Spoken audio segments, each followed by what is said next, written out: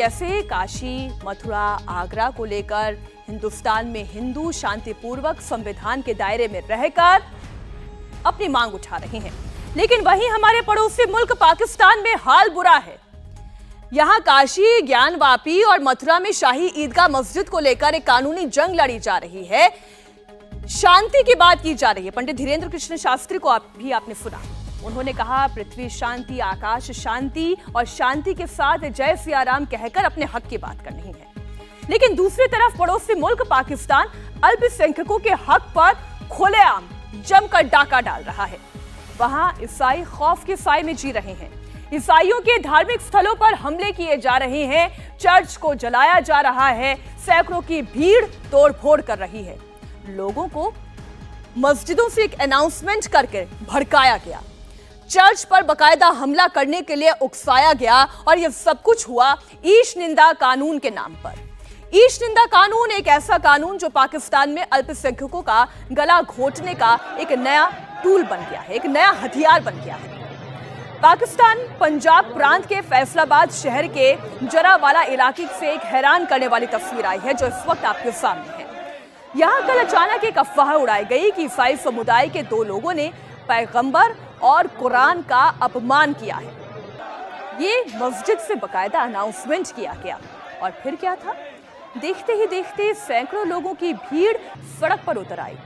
ईसाई बस्ती चामरा मंडी पर धावा बोल दिया गया। एक नहीं, दो नहीं, 5 चर्च पर एक साथ हमला बोला गया। पहले ये तस्वीरें आप देखें।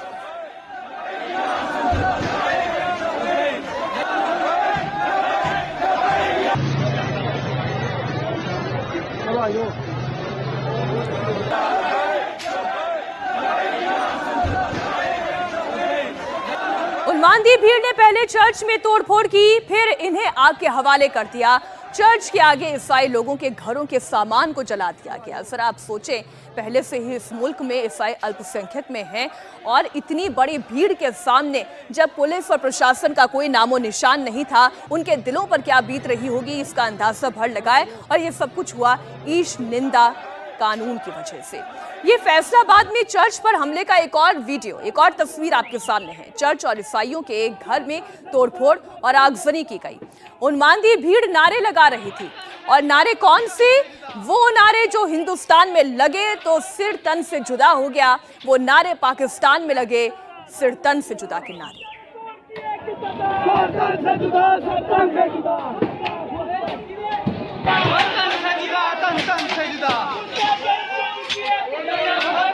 ये चामरा मंडी का इलाका जहां ईसाई समुदाय के लोग रहते हैं, दंगाइयों की पूरी भीड़ ने इलाके में कोहराम मचा दिया। यहां पर केवल जले हुए चर्च और मकान नजर आ रहे हैं।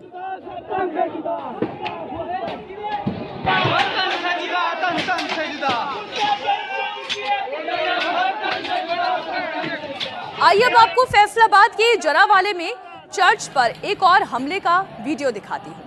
इसमें कुछ दंगाई चर्च की छत पर चढ़ गए और चर्च के ऊपर लगे ईसाई धर्म के धार्मिक निशान होली क्रॉस को गिरा दिया।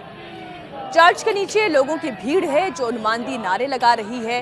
ऊपर उत्पात मचाती हुई भीड़ आप देख रहे हैं, और सब कुछ रात के अंधेरे में नहीं हो रहा है, ये दिन दहाड़े हो रहा है। और पुलिस का कोई नामो निशान नहीं, दूर दूर तक पुलिस दिखाई नहीं देती। धर्म के नाम पर सीधे सीधे एक समुदाय को निशाना बनाया जा रहा है, लेकिन वहां पर ना तो पुलिस है, ना प्रशासन है, ना ईसाई धर्म के लोगों को ढांढस बंधाने के लिए कोई सामने आया। उनके सामने ही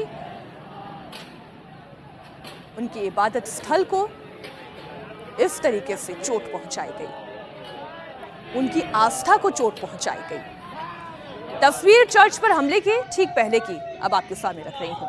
इसमें दंगाई चर्च पर हमले के लिए बाकायदा एक जुलूस लेकर आगे बढ़ रहे हैं। इस दौरान भड़काऊ नारे लगाए जा रहे हैं, सिर तन से जुदा की बात की जा रही है।